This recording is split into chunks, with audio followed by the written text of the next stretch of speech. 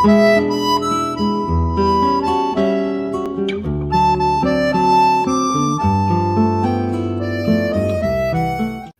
dia, boa tarde, boa noite para quem estão assistindo mais essa entrevista aqui no canal Engenharia em Perspectiva. Esse aqui é um canal, então, destinado para discutir questões de engenharia.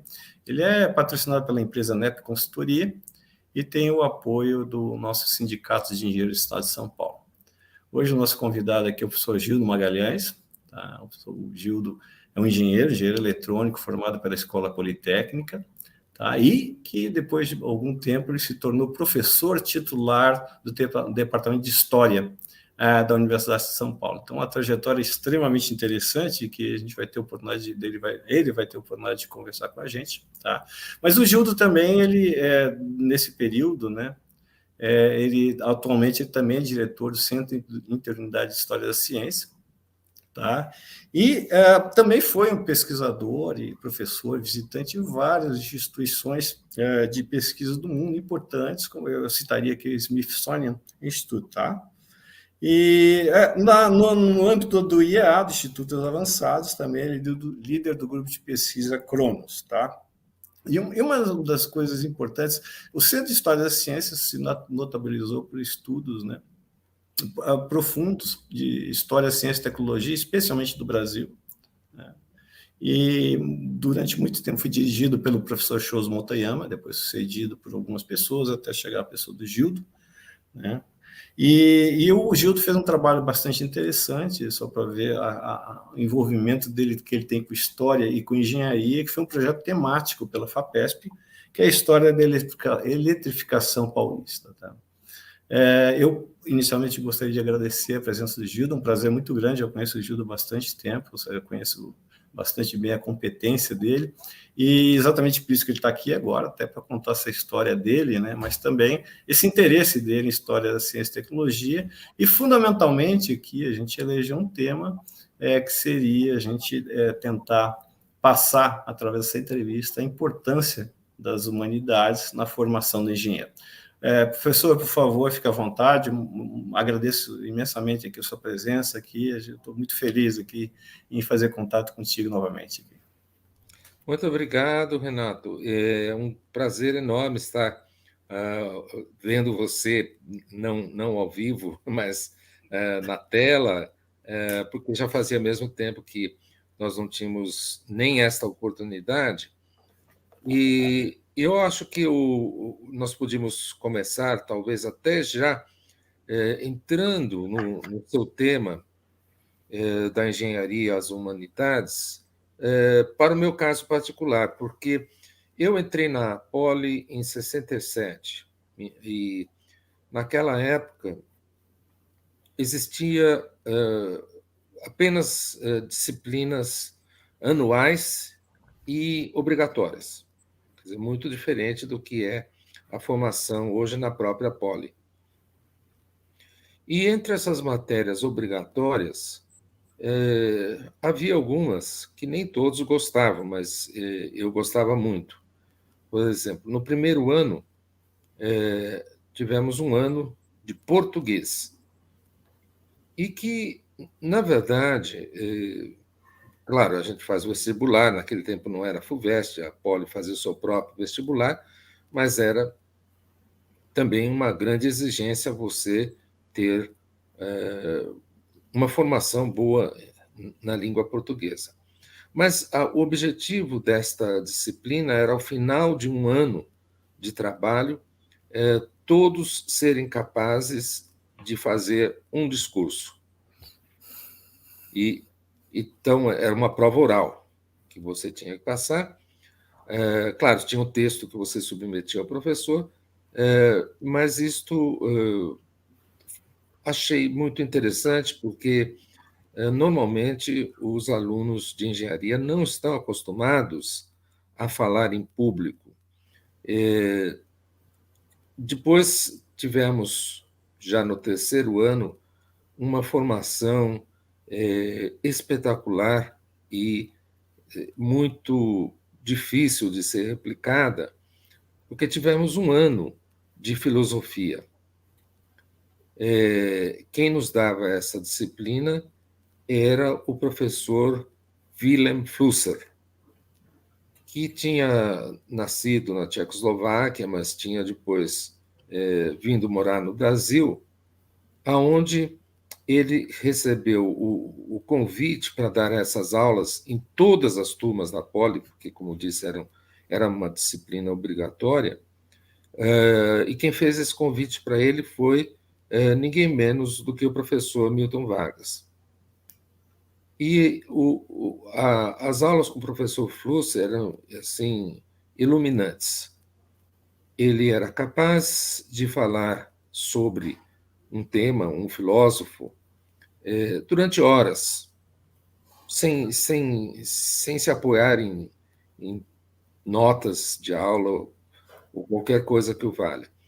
E foi um ano assim muito interessante, porque ele gostava particularmente de dar aulas para a engenharia. Isso nas palavras dele, porque ele achava que era mais fácil um engenheiro se interessar por filosofia do que um filósofo se interessar por engenharia. E então, nesse ano, nós acabamos a última aula deste professor, foi ele escrever na lousa, assim, de memória também, sem parar, o nome de 100 livros que ele recomendava que todo mundo lesse. E eram livros muito variados, que incluíam desde literatura brasileira até filosofia, obviamente, mas teologia, sociologia e muitos assuntos. É uma lista de livros que até hoje eu tenho, que eu copiei da lousa, e que, de certa maneira, eu acho que eu cumpri essa recomendação dele. E depois tivemos também uma matéria de sociologia, também um ano de sociologia, e tivemos, finalmente, um ano de economia, sendo que, para mim, foi muito também útil essa disciplina de economia, não para aprender economia no sentido de quem faz a faculdade, mas porque me deu a oportunidade de escolher um tema que tinha que ser apresentado e transformado em trabalho de final de curso para o professor de economia, que foi sobre... Eu escolhi a desigualdade de renda no Brasil. E fui estudar um assunto que era pouco falado na época, que era o índice de Gini, que diz respeito exatamente à medição da desigualdade. Hoje há outras propostas, mas naquele tempo foi uma oportunidade de pesquisar um assunto que ainda está tremendamente em moda, que é esse da desigualdade. E aí, quando eu me formei, era uma época em que os engenheiros eram bastante procurados no mercado de trabalho. Então, durante a década de 70, isso ainda permaneceu assim, foi quando eu me formei, e tive, então, um convite para fazer uma entrevista no metrô de São Paulo, que foi uma coisa assim instantânea, praticamente, porque quando eu fui fazer a entrevista, eu era recém-formado, não tinha assim, experiência de engenharia, embora tivesse feito um estágio na Philips, em telecomunicações, mas eu fui contratado por um motivo muito básico. Eles perguntaram se eu falava inglês. E, pela minha formação, eu tinha, durante todos os anos meus de estudo na Poli, eu dei aula de inglês na União Cultural Brasil-Estados Unidos, na época, uma escola bem conceituada, e eu tinha feito muitos cursos de inglês, inclusive 4 anos de literatura norte-americana. Então, eu falei que sim, Então, eles falam, você está contratado. Você pode ir para os Estados Unidos daqui a 2 dias? E eu não tinha passaporte, nada. Mas o metrô tinha jeito de conseguir tudo isso e me mandou para fazer um estágio de 1 ano em Pittsburgh, nos Estados Unidos, e, e o assunto era automação dos trens. Claro que eu passei de um ponto em que tinha tido algumas noções apenas, digamos, elementares de automação e teoria da automação, para um local que estava assim mais adiantado na época, que era a divisão de transportes da Westinghouse. Então, era o único fornecedor de um metrô sem condutor, um metrô totalmente automático. Então, o primeiro cliente deles tinha sido o metrô de São Francisco e o segundo era o metrô de São Paulo. E foi nessa época também que eu acabei fazendo um mestrado de inteligência artificial na Universidade de Pittsburgh, mas para aproveitar o tempo que eu estava lá. Porque depois que eu voltei ao Brasil, aí continuei um tempo no metrô, mas depois mudei e trabalhei muitos anos na Promon Engenharia, que era uma empresa também diferenciada. Havia lá várias pessoas que você poderia considerar como humanistas e engenheiros. Era uma presença muito forte de formados pelo ITA, e eu era um dos poucos que não era do ITA, mas me dei bem e foi uma época que pude trabalhar em uma série de grandes projetos que estavam, então, sendo executados dentro da ótica dos governos militares de desenvolvimento econômico. E pude, então, diversificar a minha atuação, trabalhando na parte de automação para geração de energia elétrica, também continuei atendendo o metrô de São Paulo e nas novas linhas que iam surgindo, e fiz parte também de uma série de projetos de telecomunicações. Um assunto que também na época era muito novo e que pude trabalhar era a automação de semáforos nas cidades.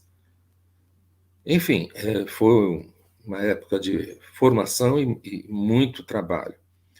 E foi nessa época que eu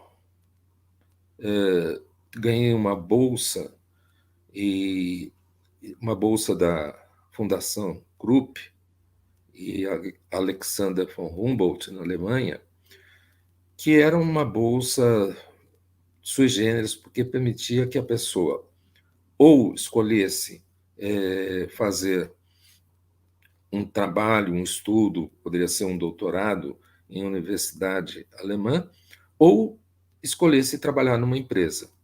Eu acabei escolhendo trabalhar em empresa.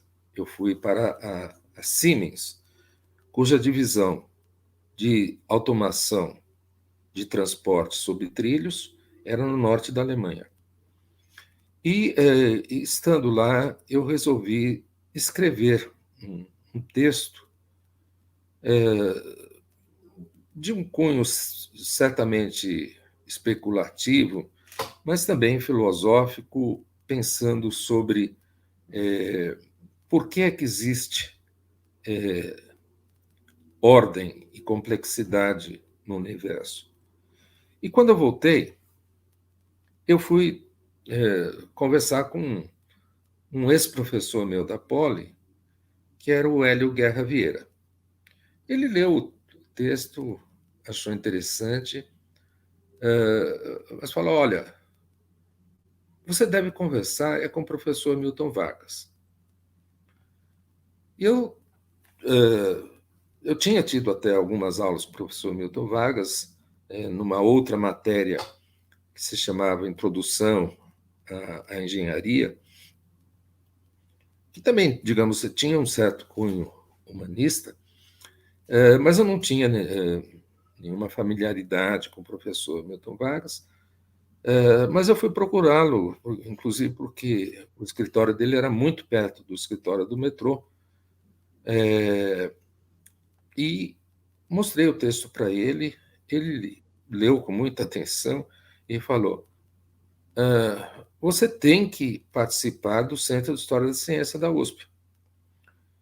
E me levou para uma reunião com o professor Choso.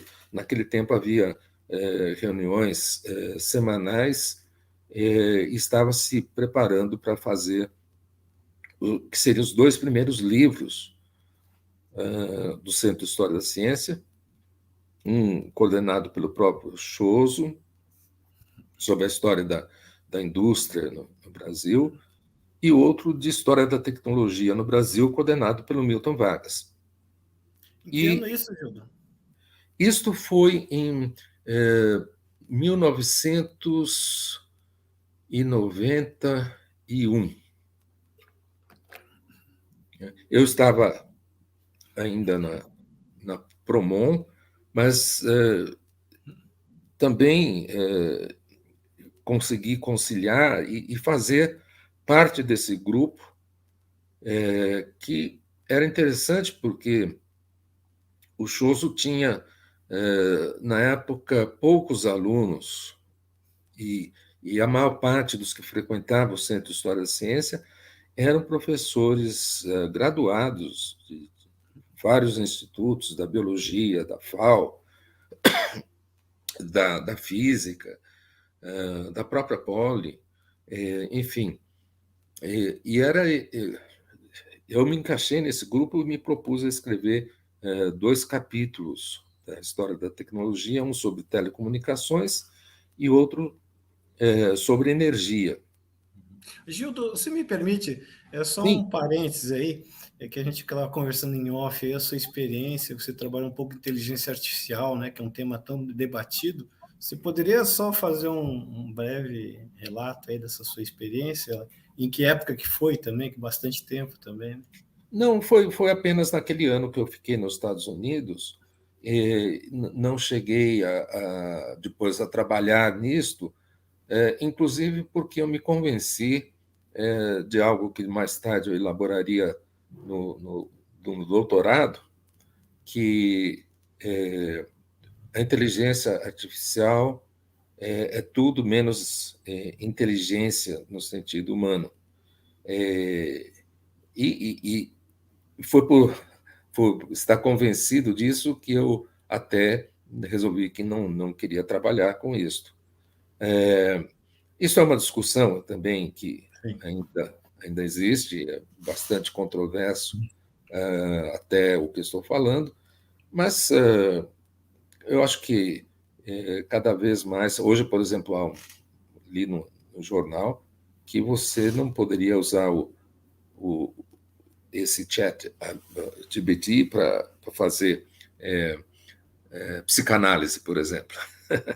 Porque se você tentar fazer isso, alguém já tentou, você só vai obter respostas do tipo autoajuda. Uhum. Bom, então, essa diferença entre inteligência mesmo e a capacidade enorme de processamento, isto dá assim, algumas vantagens, é claro, em alguns Uhum. setores, mas eu me convenci mesmo de que não era inteligência. Depois, mais tarde, quando fui estudar o que estava mencionando, que foi meu doutorado, que é sobre a história da informática no Brasil, eu também voltei a esse assunto já com autores bem, bem recentes, como Roger Penrose, o famoso astrônomo e matemático, colocando que essa impossibilidade da inteligência artificial é basicamente um teorema provado pelo Gödel, que era o companheiro do Einstein, lá em Princeton, que tem enormes repercussões, e tudo isso vai levando assim para a história da ciência, né? O Gödel, por sua vez, se baseou na teoria dos números transfinitos do Cantor, que é também uma coisa muito interessante, lembrar dos meus anos da Poli, porque na Poli tive um professor chamado Vanek. Ele era muito famoso na época, porque todo mundo achava que ele era louco. E ele começava o curso falando exatamente sobre o canto e a demonstração dos teoremas que o Cantor fez sobre a enumerabilidade ou não enumerabilidade de conjuntos como dos números inteiros, racionais e reais e assim por diante. E aí o professor Werneck sempre falava a frase famosa do Hilbert, que foi um grande matemático alemão, que era que ninguém vai nos tirar do paraíso de Cantor. Ao contrário do paraíso divino, o paraíso de Cantor seria uma conquista humana para sempre. Mas isso tudo tem a ver com a inteligência artificial, por incrível que pareça, né? Também depois eu encontrei o professor Vanek em outras ocasiões, já profissionalmente. Primeiro porque ele tinha uma patente que ele fez para usar apenas postes de madeira. Ele tinha os argumentos dele, postes de madeira para eletricidade. Estou falando das torres, né? Aquelas torres enormes de transmissão. E ele conseguiu até convencer algumas pessoas disso.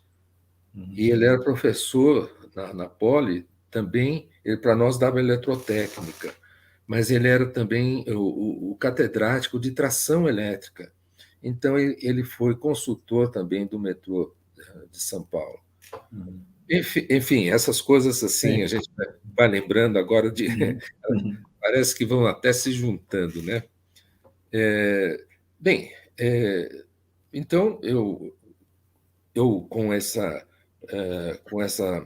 participação no grupo do professor Choso, ele me surpreendeu porque quando eu entreguei os 2 capítulos, ele falou: agora você pode vir fazer o doutorado comigo. Eu não estava pensando de jeito nenhum em estudar mais nesse sentido de pós-graduação, mas era um convite irrecusável. Como eu falei, o professor Choso, na época, tinha poucos alunos. E ele que tinha me escolhido, e aí eu entrei, né, e fiz esse doutorado num tempo bastante curto para doutorado, porque foi pouco mais de 2 anos, e isso só foi possível porque eu tinha vivido, ainda dentro da época da Promon, fases cruciais da chamada Política Nacional de Informática, que vigiu nos anos 70 até o final da ditadura militar. Eu participava em Brasília de reuniões que visavam exatamente a criar essa Política Nacional de Informática, então eu tinha bastante informações sobre o assunto, e então não foi, digamos, um grande mérito que eu consegui fazer em pouco tempo, é porque eu já tinha bastante informações. E aí, nessa época, eu tinha voltado a trabalhar no metrô como assessor da diretoria. Na verdade, não era de nenhuma diretoria específica, então era quase como uma assessoria da presidência. E eram poucos assessores, que eram todos engenheiros, e foi também uma experiência muito, muito boa, porque era uma época em que se preparava a licitação para a futura linha amarela do metrô. E como eu tinha ainda bastante fluência em inglês, eu fui designado para tratar com todas as missões do Banco Mundial que vieram discutir com o metrô o financiamento dessa linha. E essa linha tinha várias inovações tecnológicas importantes, que hoje já são mais banais, mas na época não eram. Então, eu me interessava continuar ainda dentro do metrô, mas começaram a aparecer algumas oportunidades. Por exemplo, o professor Choso tinha como colega no departamento a professora Maria Amélia Mascarenhas, que tinha se aposentado. E tinha uma quantidade muito grande de turmas para dar a história da ciência, embora fosse uma matéria optativa na história, ela era obrigatória para dois institutos com muitos alunos, principalmente da biologia, o outro era da química.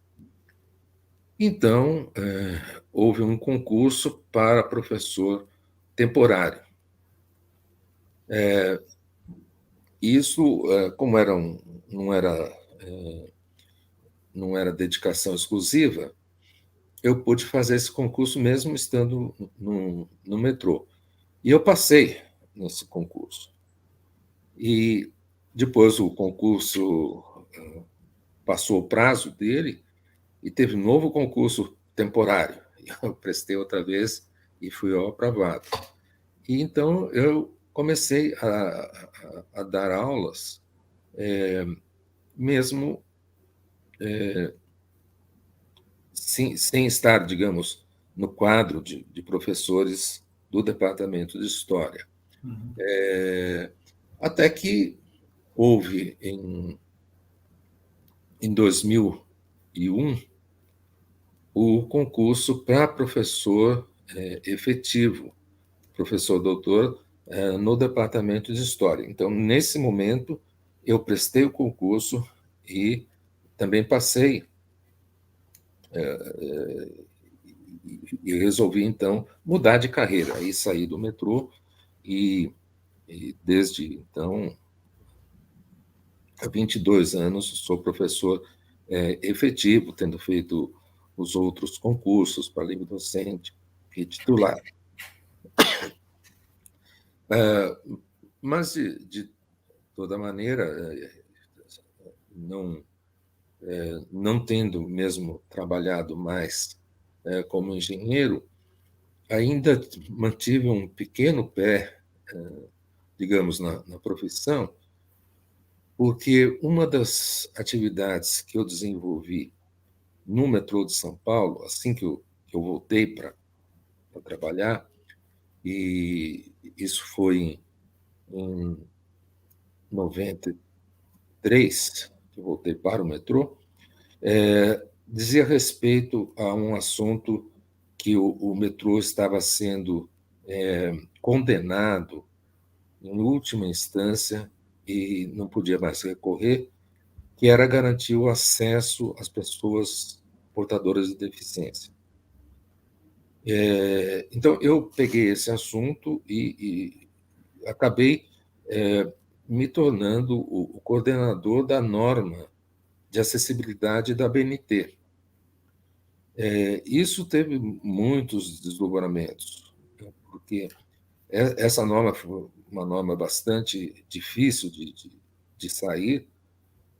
Nós tínhamos mais de 40 pessoas participando dessa norma, e as normas da BNT, como é sabido, são normas de participação voluntária. Então, no caso, o metrô é quem patrocinava as minhas reuniões, me cedendo nos horários para as reuniões e, às vezes, para os encontros fora de São Paulo.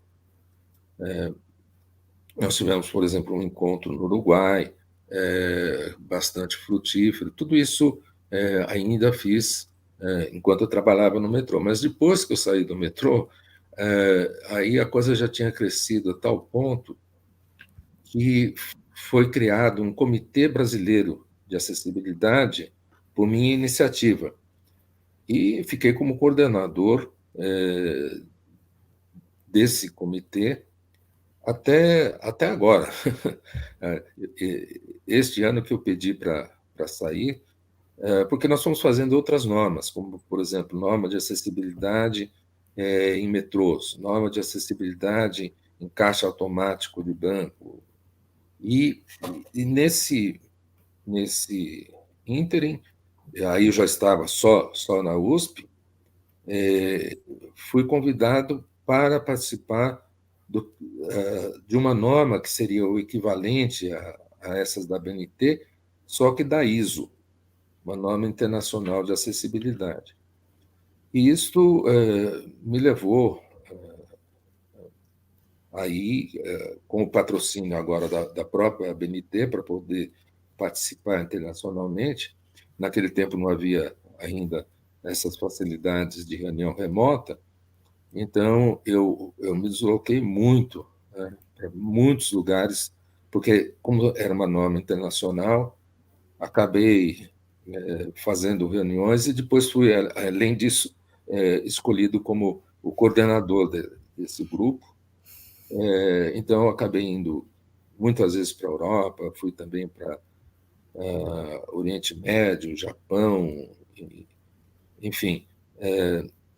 Isso foi um trabalho também totalmente voluntário, no sentido de eu não ser remunerado, mas tinha esse suporte da BNT para participar das viagens e também da própria USP, que nunca fez nenhum obstáculo para isso. Enfim, tudo isso aí para voltar para o assunto onde a gente começou, porque eu acredito que até essa formação humanística foi responsável por eu me interessar por um assunto como esse de acessibilidade de pessoas com dificuldade de locomoção, pessoas com dificuldade de audição ou de visão, enfim, algum problema, e fiquei muito satisfeito de ter podido fazer isso. Bom, eu não sei se Sim, tá perfeito. falando já muito, né? Não. Não, mas aí entrando na questão, né, deixa eu entrando na questão entrando na questão então da própria engenharia, da formação dos engenheiros, né? De cara eu perguntaria por que lá nos anos 60, né, o Wilhelm Flusser e o próprio Milton Vargas, eles conseguiam colocar disciplinas nessa área aí, com tanto aí, aparentemente, como você está falando, e outros relatos que eu tenho também, com tanto sucesso, né? Por que isso aí não, nem ao menos acho que nem continua, quanto mais falar em prosperar, né? Qual você acha que são os obstáculos aí para então a gente ultrapassar essas limitações? O que acontece aí que a gente não consegue estabelecer? E assim, também eu gostaria que você falasse sobre a importância disso aí para o engenheiro, né? Por que ele tem que ter ideias de filosofia, de história e todas as ciências sociais, né? Sim.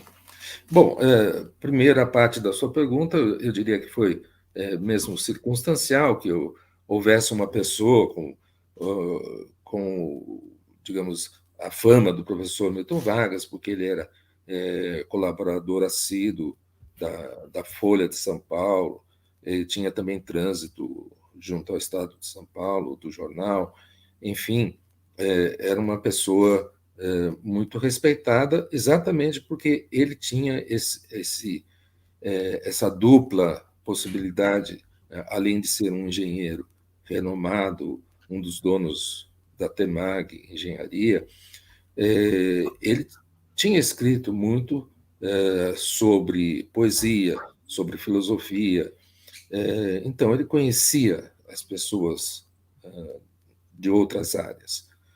Então, isso foi uma coisa circunstancial. E ele tinha também, graças ao sucesso da Temag, ele era uma voz forte dentro da Escola Politécnica. Mas depois que ele se aposentou e ficou só na pós-graduação, isso tudo foi diminuindo de intensidade e a tendência na Poli e em outras escolas de engenharia passou a ser cada vez maior na especialização. Então, eu diria, talvez na época, assim, sem se preocupar muito com a motivação, mas o fato é que os engenheiros pareciam ter um interesse mais amplo. E eu acredito que depois isto se tornou diferente, primeiro porque a profissão de engenheiro já não era mais tão valorizada. A quantidade de engenheiro que foi trabalhar em banco e fazendo outras coisas que não eram diretamente ligadas com a engenharia aumentou muito. Mas também, por outro lado, isso não é só no Brasil. Conhecendo um pouquinho do que se passa no exterior, são tendências que aparecem em outros países também. É difícil você encontrar uma escola de engenharia que tenha na sua grade curricular a história da engenharia. Isto é uma falha enorme, porque se você não sabe de onde você veio em termos de conhecimento técnico, dificilmente você está preparado para pensar no que virá no futuro. Então, as pessoas acabam sendo atropeladas por esse futuro que não para de vir, sem ter esse lastro de conhecimento. Eu sei, por exemplo, de um professor, que é o Harry Petrosky, hoje também aposentado, mas ele instituiu na Universidade Duke, na Carolina do Norte, que é uma escola forte de engenharia também, essa matéria de História da Tecnologia com um livro muito interessante chamado, em português, vamos dizer, porque ele não foi traduzido, Engenheirar é Humano, né, para fazer alusão ao errar é humano. E é um livro dedicado às falhas da engenharia, quando projetos não deram certo. E o argumento dele, eu acho que ainda é impecável, é que você pode aprender mais com os erros do que com os acertos. Eu vejo que os engenheiros aproveitariam muito de ter uma matéria desse tipo. Isso sem falar no que há, digamos, de interesse histórico, e posso dizer que muitos engenheiros, inclusive dentro do Instituto de Engenharia de São Paulo, têm interesse pela história. Mas pode ser um interesse apenas, digamos, de curiosidade, mas mesmo isso eu acho que é algo válido, né? Porque há tantas coisas que nós ainda não entendemos direito e precisa estudar, né? Por exemplo, você saber como foram construídas as pirâmides. Há várias teorias sobre isso. Ou se você pensar que o problema de estabilidade nos navios foi resolvido matematicamente já no século IV antes de Cristo pelo Arquimedes, ou você pensar nas construções das catedrais na Idade Média, como tem técnica, tecnologia embutida em tudo quanto é construção. E vários outros assuntos, né? De onde vêm as pontes, os túneis, os grandes edifícios, as represas de água para serem bem feitas e não arrebentarem. E aí você chega também numa outra junção de interesses, porque além da curiosidade e de saber mais sobre esse passado, você entra num campo chamado de Ciência, Tecnologia e Sociedade, o CTS, que diz respeito aos problemas de hoje. Eu estava mencionando, barragens podem arrebentar. E quando isso acontece, os desastres ambientais e em vidas humanas são muito importantes. Então, é preciso estudar a história disto. Por que é que essas barragens arrebentaram? Tá? E, além disto, o engenheiro é um profissional que se insere na sociedade de uma maneira assim avassaladora, porque todos os ramos das técnicas vão ter engenharia associada, né?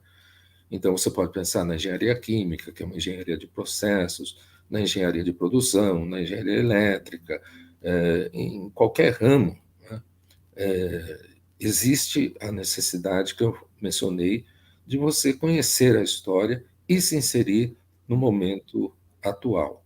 Um outro aspecto, eu me lembro você comentando isso aí também, que era a própria didática, o aspecto didático, de dar, por exemplo, a disciplina de mecânica dos fluidos, ou termodinâmica, resistência a materiais, numa sequência cronológica, né?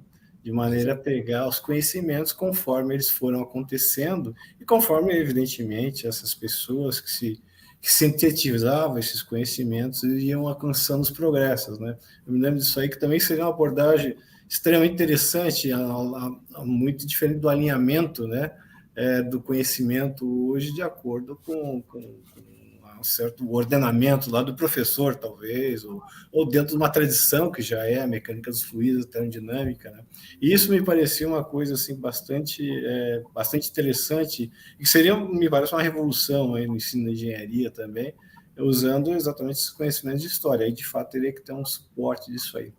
Mas hoje eu dou uma coisa interessante também, eu acho que eu até dou essas conversas também, esse fato normalmente a história na engenharia, ela encontra muito espaço entre os professores que se aposentaram, né? O que é interessante por um lado, né? Mas muita gente, eu conheci vários professores se aposentaram, agora eu vou escrever sobre a história da engenharia. E evidentemente dentro de uma história que a gente diria assim bem tradicional, vamos dizer assim, fora dessas fundamentações, né, que a gente entende hoje metodológicas, que são fundamentais para a gente falar sobre história, né? Mas em que ponto que isso ajuda, né? Eu acho que porque assim, o que você está falando, na verdade, ocorreu alguma coisa circunstancial que não foi naquele momento tornada orgânica, por exemplo, dentro de uma potência como a escola politécnica, uma série de dificuldades, né, que a gente entende, né? Mas de fato não progrediu esse estudo, não se instaurou lá, né? Mas ao mesmo tempo tem esse outro movimento, né, que é muito comum isso, você deve conhecer várias pessoas. Depois ele está aposentado, agora eu vou escrever sobre a história da disciplina que eu tenho tanto tempo, né? Então, É claro que a história, até como dizia o professor Choso, é um edifício, que tem muitos aposentos e muitas portas, né, entre eles. E, e um professor que se aposente e que possa levantar fatos, informações, mesmo não sendo a corrente interpretativa e até conflitiva, como os historiadores de profissão preferem, faz um serviço muito importante. É claro que às vezes falta esse sentido crítico do que passou, mesmo a pessoa tendo vivido aquela carreira e disposta a escrever depois, mas não tem essa visão crítica que os historiadores costumam achar importante e, por isso, eu diria, tudo é bem-vindo. Uma pessoa que possa falar sobre sua carreira vai poder, se quiser, dar algumas lições para os jovens engenheiros. Não há obstáculo a isto, mas quando nós falamos em ter uma disciplina numa grade de escola de engenharia, ela pode ser feita seja utilizando pessoas já aposentadas, ou seja, tendo historiadores de profissão. Isto pode ter até os dois elementos, que seria o ideal. Há muitos historiadores que, sem serem engenheiros, têm feito trabalhos muito importantes para a história da engenharia no Brasil.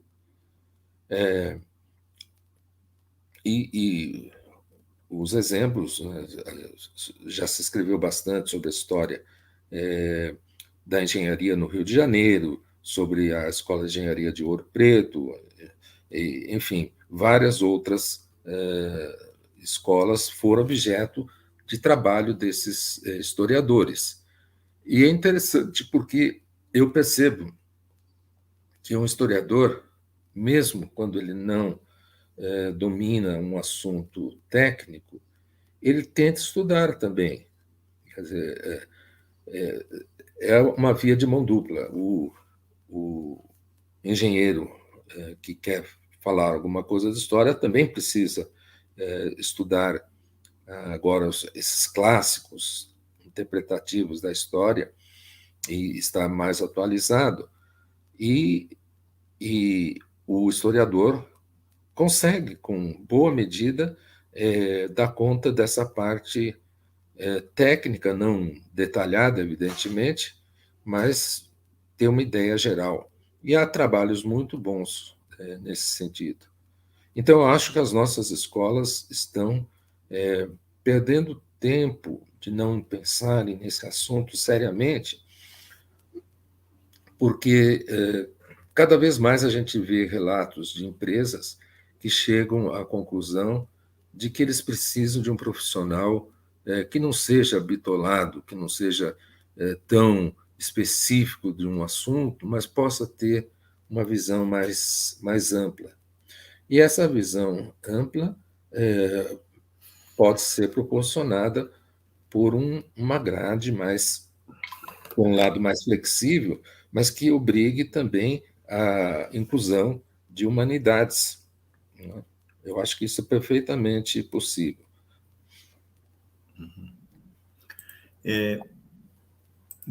Vamos falar um pouquinho do CHC, essa sua gestão aí no CHC, há bastante tempo. O CHC, muitas pessoas não conhecem, né, mas tem uma longa trajetória, desde 1980, se não me engano, foi fundado, né, com o professor Choso, e então aí estamos falando já em mais de 40 anos. Né? E o professor Choso, bom, ele era físico, né? E ele sempre teve não sei exatamente, nunca tive o oportunidade de perguntar pessoalmente para ele, mas ele sempre teve uma certa atração por engenheiros, assim, muitos engenheiros sempre tiveram ao lado dele lá, principalmente Milton Vargas, você mesmo, né? E ao mesmo tempo, por exemplo, ele foi um cara que teve uma relação estreita com sindicatos de engenheiros do estado de São Paulo, chegou a receber prêmios lá, uma pessoa de valor nessa área de engenharia. Me lembro de ter ido também a eventos com o Centro de Integração Empresa e Escola. Então, ele sempre tem uma colaboração estreita. E hoje, não é uma casualidade, me parece, tem dois engenheiros, né? Você como diretor e o professor Justo como vice-diretor. E hoje, assim, como é que está o CHC, assim, as suas atividades, em especial, assim, a questão da engenharia, se é mantida, eu imagino que sim, mantida essa tradição, assim, de estreitamento com a escola politécnica também, mas principalmente no caso de engenheiro. Para quem não sabe, né, o CHC sempre Ele está ligado ainda, me parece, né, Gildo, diretamente à reitoria, mas ele, localmente, fisicamente, quase espiritualmente ligado à FEFELESH, que é a Faculdade de Filosofia, Letras e Ciências Humanas. Então, o Gildo é professor lá, né? Então, ele sempre teve essa conexão, mas poderia falar um pouquinho sobre essas conexões aí da... Sim, sim. Eu acho que é interessante até a gente também remontar um pouco na história do Centro de História da Ciência. Como você disse, a partir dos anos 80, do início dos anos 80, o Choso criou um núcleo de História da Ciência, Isso, e esse núcleo foi transformado em centro em 1988, na gestão do professor Goldenberg. O professor Goldenberg certamente tinha uma visão bastante, digamos, ampla, porque ele entendeu que o propósito do centro era ser interdisciplinar. Porque, se você falar história das ciências, você pode imaginar que seja qual ciência? Né? É a ciência da física, a ciência da química e assim por diante. Não. A gente fala no singular, mas se subentende que é a história das ciências, de uma maneira geral. E o Choso logo também recebeu essa visão de que não podia ficar só nessas ciências, digamos, exatas ou naturais, e nem mesmo só nas ciências humanas, porque tudo isso faz parte lá do centro, mas tinha que ter o componente que veio se chamar de técnica. Alguns discutem ainda a diferença entre técnica, tecnologia e ciência, mas a abrangência acadêmica, pelo menos, do centro é geral. Todas as unidades da USP são convidadas e, atualmente, nós conseguimos aumentar o número de representantes para cerca de 30 das 40 e poucas unidades que a USP tem. Então, você tem pessoas que são da agronomia, você tem pessoas que são da medicina, pessoas que são dos mais variados cursos que a USP faz, e alguns até de institutos, como nós temos um representante do SENA, que é o Centro de Energia Nuclear na Agricultura. Enfim, a ideia é exatamente que você, tendo essas visões de vários ângulos, você pode entender melhor como é que a ciência funciona. E aí, eu acho que também um tributo que a gente deve fazer ao professor Choso é que ele percebeu que é muito interessante estudar a história, por exemplo, da física, como ele foi estudar a mecânica de Newton, mas exatamente se você é uma pessoa que está interessado na sociedade brasileira, você tem que estar interessado na parte política. E aí foi por onde o Choso avançou. Ou seja, ele viu que a política de ciência e tecnologia no Brasil tem uma história. E essa história, que começa com, assim, digamos, mais institucionalmente, com o almirante Álvaro Alberto, a fundação do CNPq e o esforço que ele fez para trazer energia nuclear para o Brasil, tudo isto é que aproximou o professor Choso de entidades como o Sindicato dos Engenheiros ou a própria FAPESP, que é o exemplo maior que há no Brasil, além do CNPq, para fazer política de ciência e tecnologia.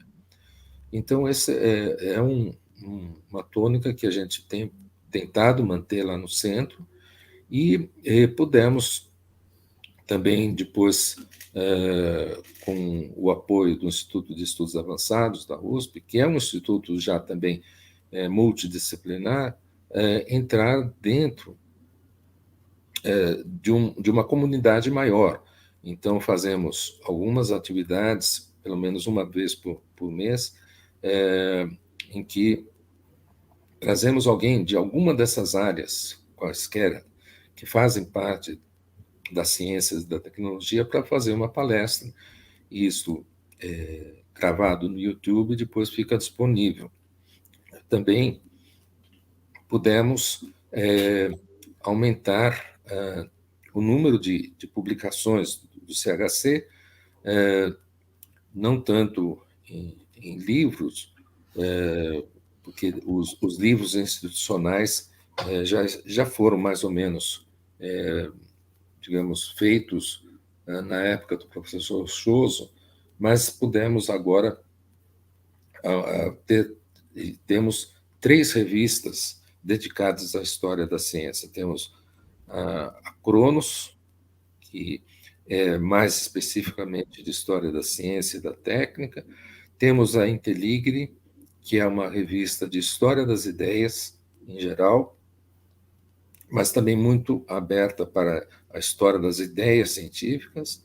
E temos a revista de filosofia e história da biologia. Então, essas 3 revistas estão no nosso site, que então tem também o portal de periódicos da USP tem essas revistas, e fazemos de vez em quando alguns congressos. Nós começamos a fazer isso com mais intensidade e depois paramos por causa da Covid, mas esse ano ainda planejamos para o final do ano fazer um grande congresso de história da ciência, não somente para a USP, mas para todos que quiserem participar. Tá bom. Gildo, vou encaminhar, já está dando quase 1 hora, eu sei que o seu tempo é exíguo, né? Mas eu queria finalizar com uma pergunta, e depois eu vou te abrir um espaço também para você falar aí sobre mais algum assunto que você queira, você tem interesse de comentar. Mas uma vez nós fizemos um artigo conjunto, não sei se está lembrado, para um Congresso Brasileiro de Engenharia Mecânica, e na época a gente deixou uma questão que é mais ou menos a seguinte, né? Quer dizer, qual a função social do engenheiro em um país onde os desafios sociais são tão expressivos como tecnológicos, né? Isso aí já faz mais de 20 anos, né? Como você responderia isso aí hoje? Bom, eu diria, Renato, que o assunto só aumentou de proporção. Porque aumentou a população brasileira, aumentou certamente a complexidade dessa sociedade.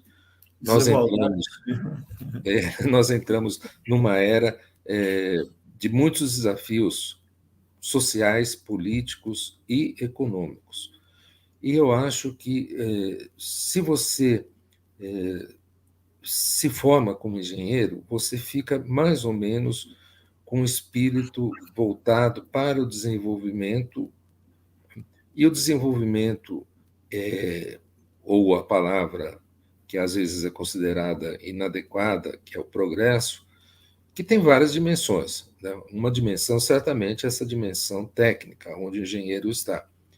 Mas as outras dimensões são igualmente importantes, a dimensão social, humanista, do desenvolvimento, o desenvolvimento que tem que ser mais igualitário, e um desenvolvimento que liberte o ser humano das tarefas mais repetitivas, das tarefas mais braçais, inclusive.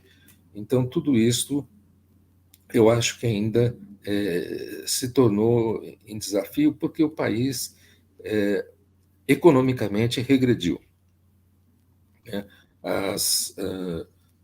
Como eu falei, quando eu me formei, não havia dificuldade de emprego. Hoje em dia há muita dificuldade.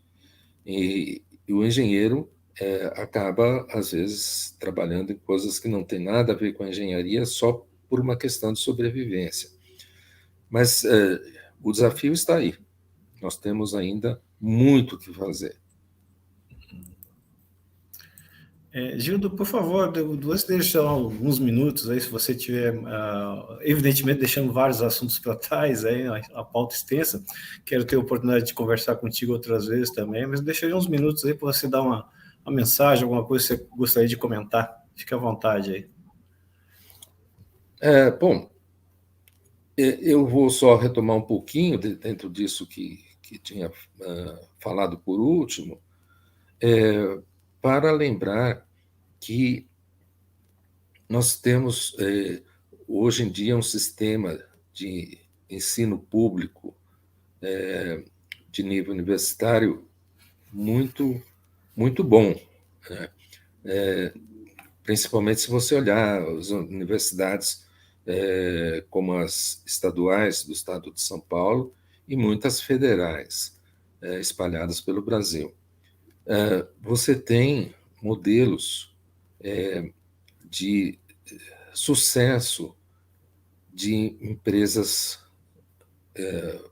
públicas que pensam antes no bem-estar mais geral e que, às vezes, são também levadas para um certo grau de ineficiência, mas até você estava comentando, e eu concordo, às vezes as empresas privadas também têm um grau de ineficiência muito grande, e eu vivi isso, inclusive, porque trabalhei em empresas grandes privadas.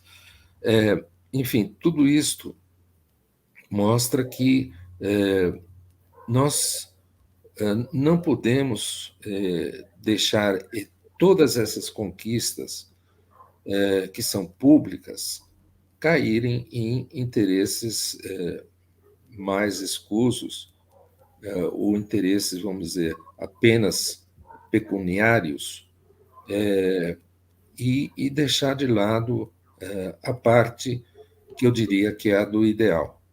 Nós temos que ter esses ideais, não é fora de moda você ser idealista, né?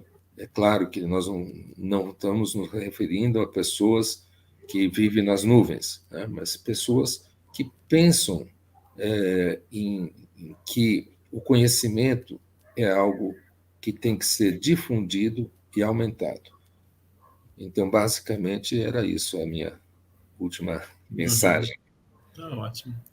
Ajudou, muito obrigado aí pelas tuas palavras aí, foi bastante rica a sua entrevista. Agradeço o seu tempo e espero ter outras oportunidades para conversar contigo aí. E eu estou sempre aqui disponível à tua disposição, tá bom? Grande abraço. Obrigado, um abraço para você e para todos. Tá bom, muito obrigado. Tchau. Tchau, tchau.